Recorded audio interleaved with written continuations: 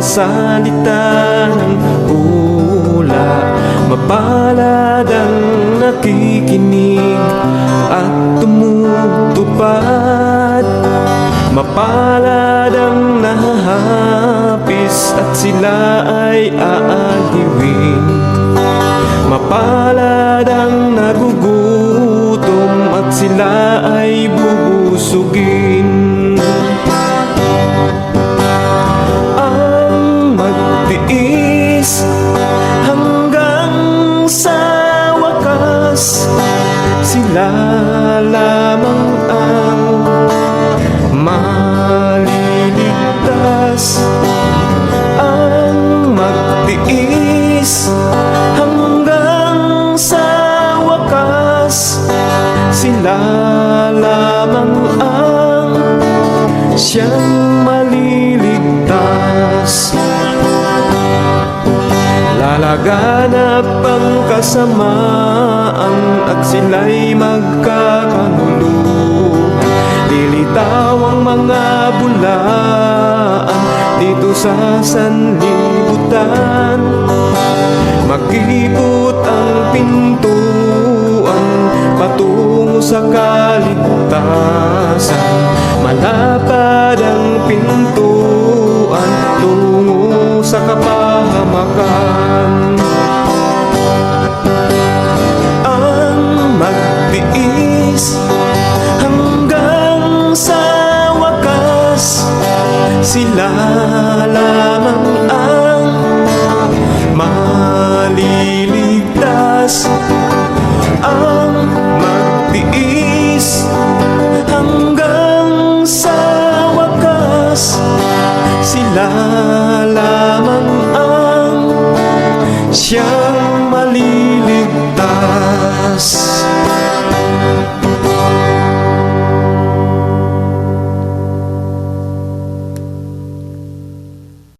Ayan, ang tanong po ay galing kay Roberto Valenzuela.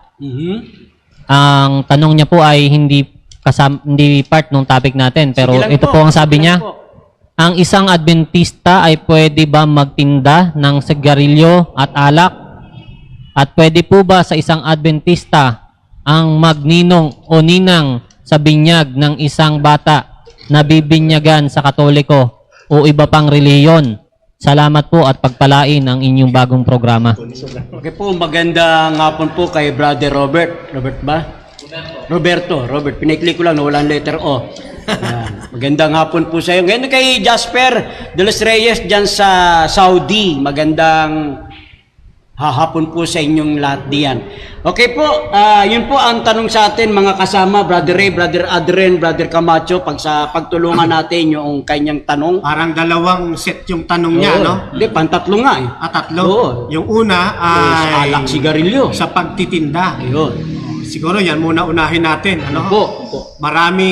Actually, sa katotohanan ng kwento din naman mga kapatid, mayroon pong mga Adventist na nagpahinga sa pananampalataya, nag-backslide yung iba, na nagtitinda na ng mga hindi angkop na itinitinda sa kanyang sari-sari store. Ayun. Nandiyan yung tinda ng alak, tinda ng sigarilyo, at ng iba pang mga nakakapinsala sa katawan. No?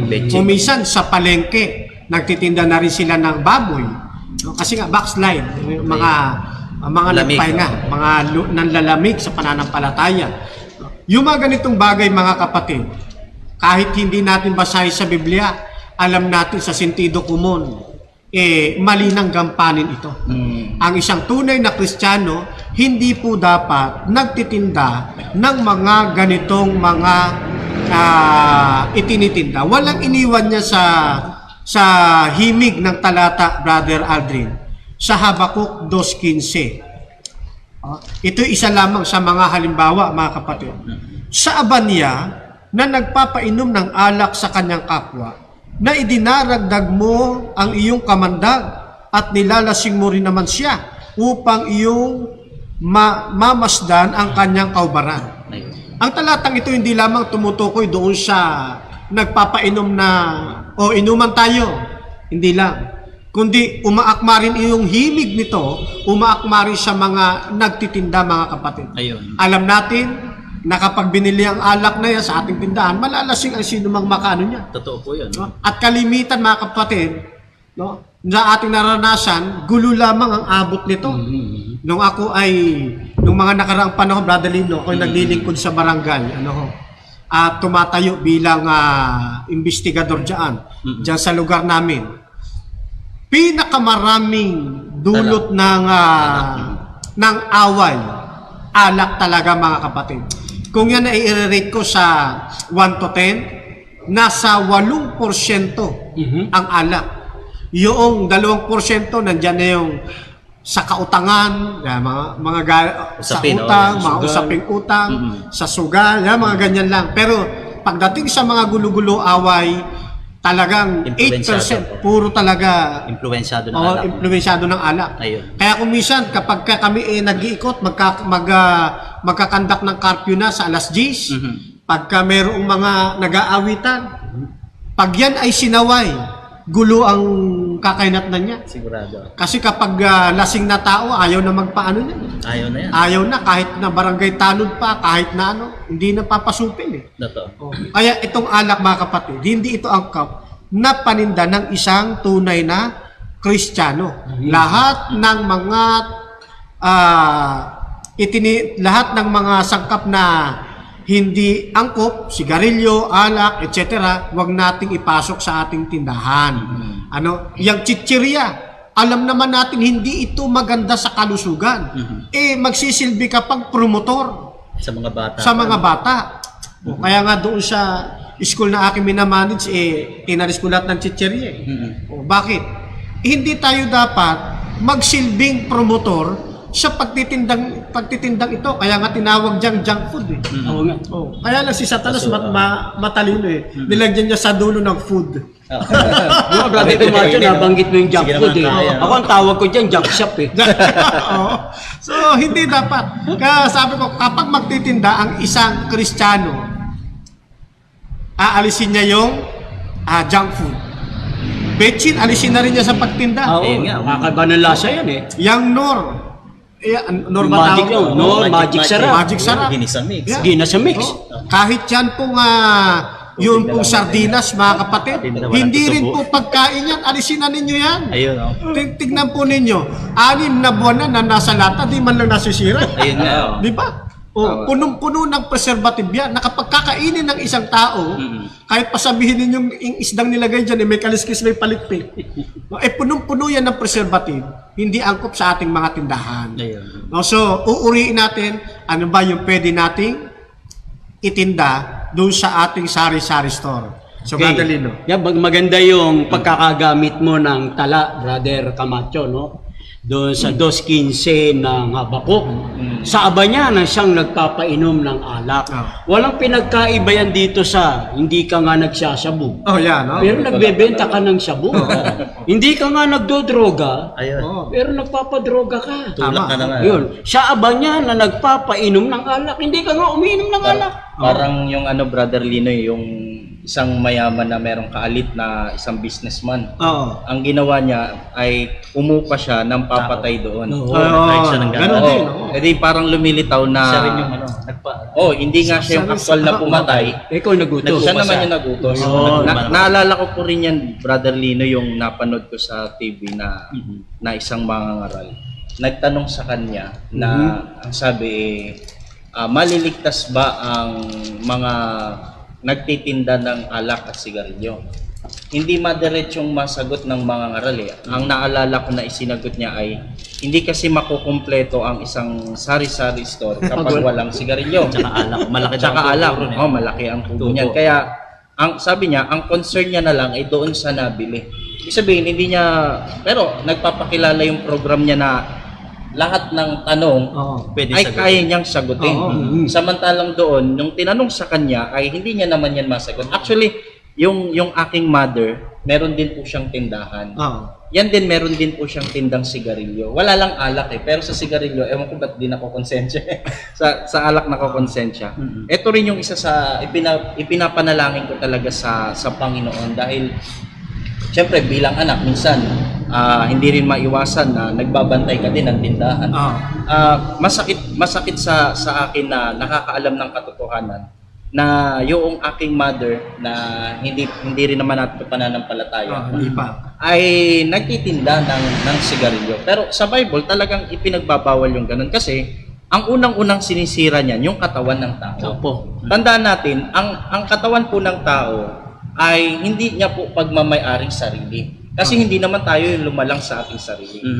Meron pong Diyos na may concern at siyang lumalang sa atin. In fact, sabi nga po dito sa Unang Korinto, Kapitulo 6, ang talata po ay 19 hanggang 20. Ang sabi po, o hindi baga ninyo nalalaman na ang inyong katawan ay templo ng Espiritu Santo na nasa inyo, na tinanggap ninyo sa Diyos, at hindi kayo sa inyong sarili, sapagkat kayo'y binili sa halaga. Luwalhatiin nga ninyo ng inyong katawan ang Diyos. Palibasa kasi yung tanong okay lang ba daw yung isang Adventist Na magtinda. ay magtinda? Dito po ay makikita na natin na labag po sa pamantayan ng Bible. Kasi po, unang-una, tayo po na mga Adventist, tayo po ay binili sa halaga. Isipin mo yung buhay ng kanyang anak, ibinigay para sa ating katubusan.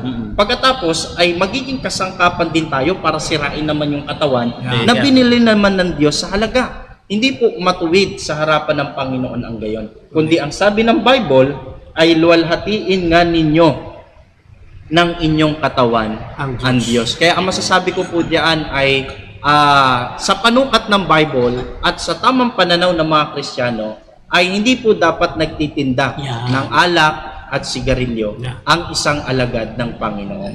Naitagdag ko rin, kapatid na Lino, no?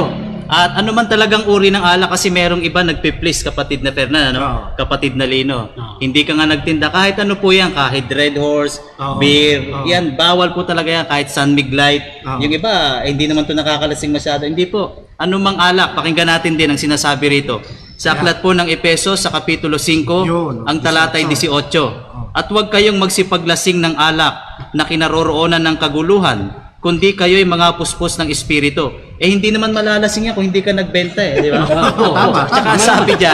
Tsaka ang sabi pa dyan, mga kasama, mga kapatid, dito rin sa Unang Korinto, sa Kapitulo 10, ang talata ay 31, kaya kung kayo'y nagsisikain man, o nagsisiinom man, o anuman ang inyong ginagawa, gawin ninyo ang lahat sa ikaluluwalhati ng Diyos. Kaya dito, ano man ang ating ginagawa, ano man ang dapat nating iniinom, yung akma lang na pinapainom ng Diyos. Ano mang ating itinda, sa ating dyan. Yes, amen. O ano man ang ating ginagawa. Opo. Kasi kapag ikaw ay Adventist, tunay na Kristiyano, magtitinda ka, tanungin mo muna sarili mo. Kaya Ito bang bibiling kong ito ibibenta ko na ikalululahati ng Diyos. Kaya sabi doon sa talata ano man ang ating ginagawa, gawin natin sa ikalululahati ng ating Panginoon Diyos. amen. Kaya maganda yun Kanina, pinag-aaralan natin yung tungkol sa kalamidad, no? Mga sa una. Nabanggit mo, Brother Adrian, yung katigasan ng ulo ng tao. Kung minsan tayong mga tao, ano po, pagka may bagyo, tapos yung naapektuhan yung karagatan, tapos yung mga nilalang dyan sa pangdagat, pag sinabi ng health department, wag kayong kakain ng mga seafood kasi merong red tide. Ito naman mga tao lang to dahil sa walang pagtatangi. Kahit may red tide, sige, kain. Kaya matigas nga ang ulo ng tao no?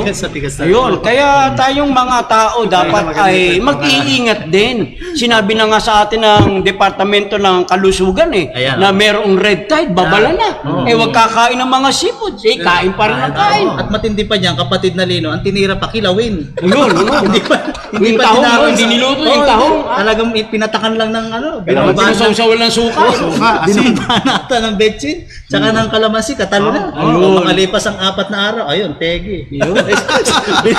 Binalalaan na siya, may red tide. Ay, mas marunong pa kayo. Kaya ganyan po mga kapatid, mga kaibigan naming nanonood. Kaya tandaan nun ninyo, yung mga babala, ating pakinggan. Mapalad ang bumabasa ng salita ng pula. Mapalad ang nakikinig at tumutupad. Mapalad ang nahahapis at sila ay aaliwin.